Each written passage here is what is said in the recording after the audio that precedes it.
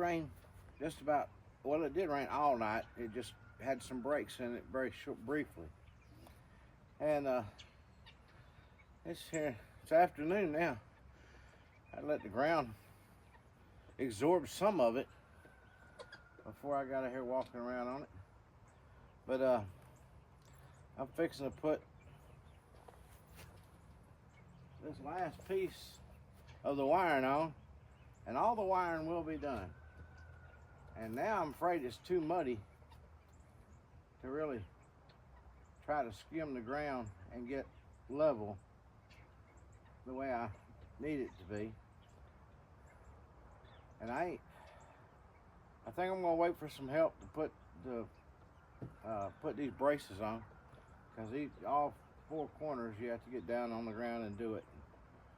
But I'm fixing to be the only one here until Wednesday. So I gotta take care of all the barn chores and everything. Scott's trying to stock everything up for me to where it won't be a whole lot to do just like today. I want to do it today, and in the morning will probably be okay, but they're leaving here in a little bit, and it'll just be me and my pea shooters around. That's it. And the guineas. They just had another meal. They eat all the time. But I'm gonna get to work on getting this up, and then I'll holler back at you. Cause I ain't gonna do much today but this right here. Well, that piece is in. I need the lower part of the door where it was dark and we stopped. We run out of ties. Still need to be some ties put on it. I'm gonna go ahead and line some more across the bottom there. I don't remember if it's Meg or Peggy that said that looks like they did give me enough of the ties to do the job. Well, I've overdid the job, I believe.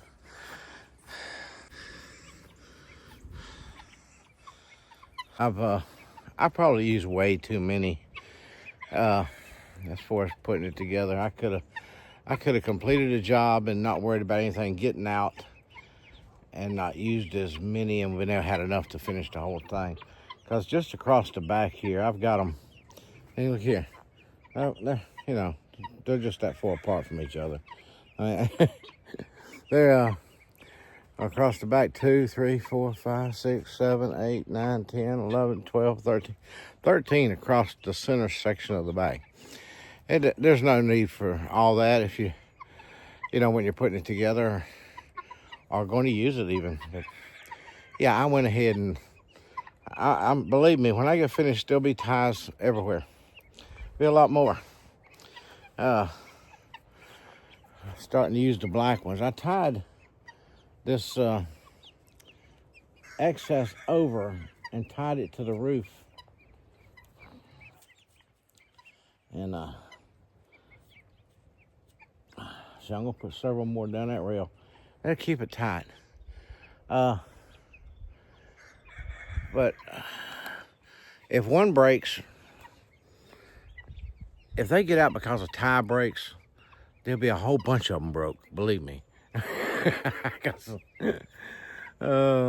Yeah, it's so really, other than some more ties and getting those brace bars put in, I do have a bunch of screws. There's one thing I like about these. They're not the most expensive, but they're not cheap neither for some reason. Should be. They have the locks things here that lock in, but they also have a bag of screws. But there's portholes that where you screw them together. So you're getting like double protection as for, it's not dependent on those little things to hold it. There's actually screws that go in several of these main support beams. Around the door does the same thing. The little braces across. Here, I'll show you real quick. Most of them probably easier to see from the inside.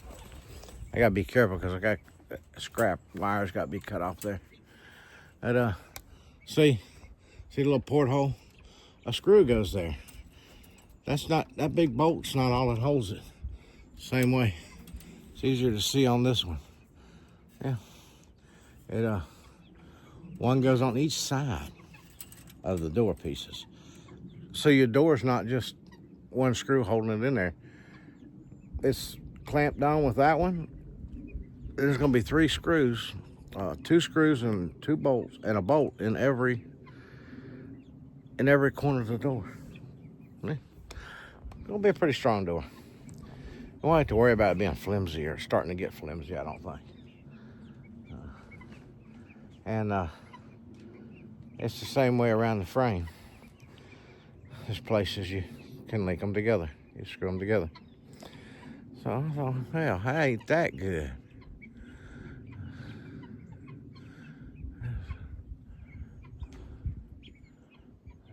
So even the top door braces here have you mount them to where they don't slide. That way your door is right where you want to keep it, and it stays there. Yeah. So I think it's going to be secure. I mean, can something tear into it? Sure. But the outside wall here is going to have the fence as a secondary on that side. So the rest of it's going to be inside the whole fence, you know. It's all inside the whole fence, but that's going to be right up against it. So I've never had a problem up here this close to the house. I have had an armadillo, but Tank got him. Middle of the night.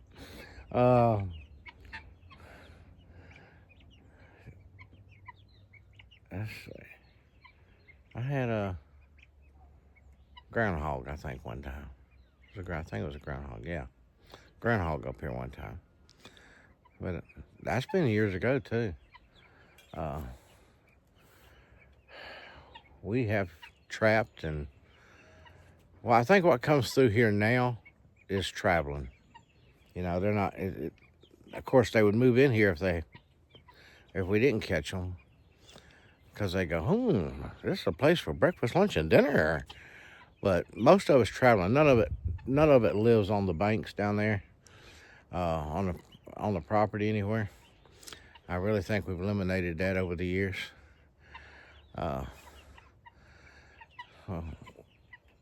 That's why so you got some of the. That's like Brandon and them. They're trapping on their property, and they will for a few years, and actually forever. They just don't know it yet. They'll eliminate a bunch of it to where it's not right there, and depending on the travel patterns around their property, will determine how close they get up to the chickens and all that kind of stuff.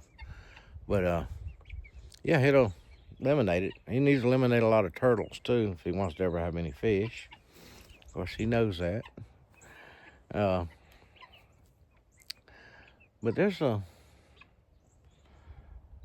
but around here we do have to set a trap. We got a skunk that we've been trying to catch that come up out of nowhere, you know. I just wandering by one night, you know, and thought, here's a place, look, there's eggs here. A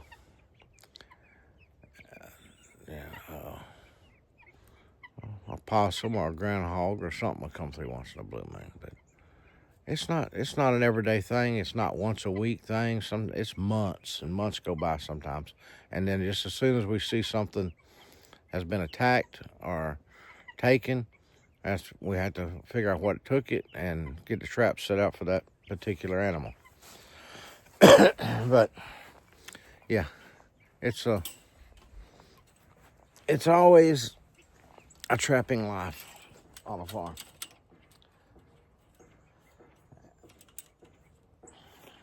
Eventually, they will slow it down. But I'm going to ease back around front. And y'all hang in there. Keep smiling. Well, you've seen what I done. And that's about it. I will make a trip to the barn because we took the water after the ducks had finished eating and everything. We took the little ducks that's in the barn. We took their water out of their little run there. And I'm going to put it back in there later on this evening, or later on tonight, so they'll have water in the morning. Because if not, they'll waste it. It'll be all wasted before morning. But they'll go to bed and leave it alone. And that way they'll be good in the morning. And the Magnificent Seven have had their treats, their party stuff, and their cracked corn, and their feed. So I took care of that. Now, let me tell you a funny before I tell you good night. But Scott lost a Christmas present. It was in a bag, just a little small bag like Christmas decoration with two little handles on it. Well, it was for Petra. He took it and had it under his arm, trying to keep her from seeing it, and was taking it out to put in the red truck. Because that's what he was going to drive over to Manny's house. Well, he got over there and it was gone. Couldn't find it. He thought maybe he dropped it in the yard out here somewhere. Couldn't find it. Well, I said, well, Scott, he didn't stop nowhere. He went from here straight to the 120 and up to Manny's house. And it was gone. And never found it. Well, the other day I said, Scott, Scott, did you stop somewhere? And didn't stop nowhere at all. Went straight to his house. I said, Well, if he knows he put it in that truck, well, I thought, well, Scott could have meant to put it in the truck, but set it down somewhere like in one of the sheds to do something else and forgot about it. And I'd already looked at all that. And didn't see no Christmas bag sitting nowhere. He searched the truck. He said he searched that truck inside and out. Couldn't find it. Well, needless to say, we were out there just a little bit ago. And I said, did you ever find that Christmas present? Nope. I don't understand it neither.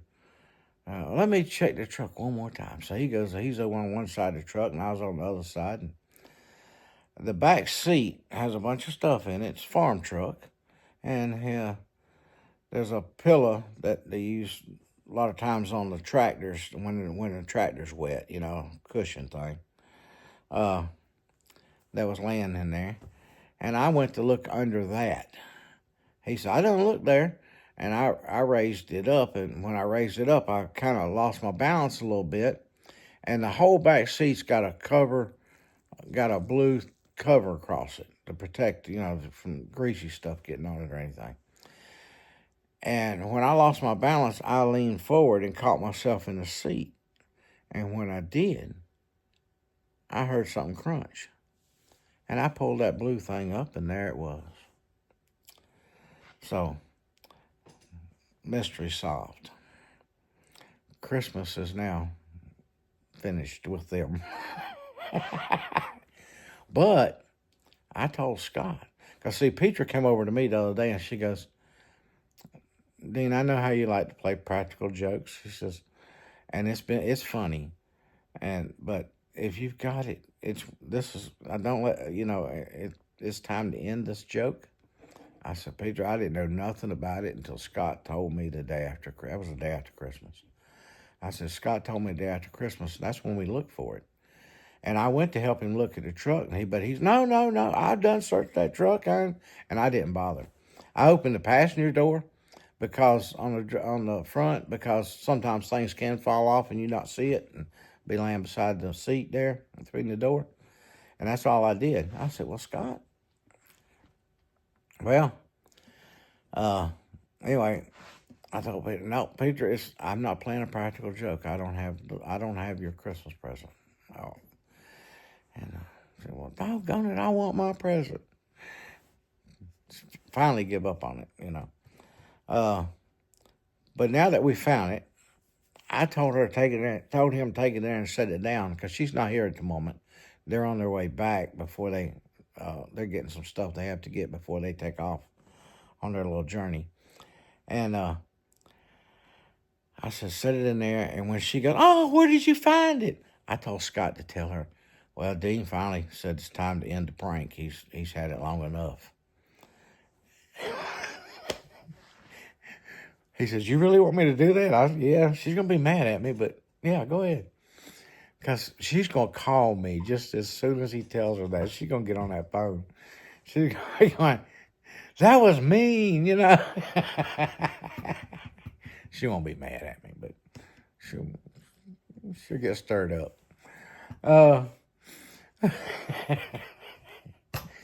So I'm waiting for that phone call.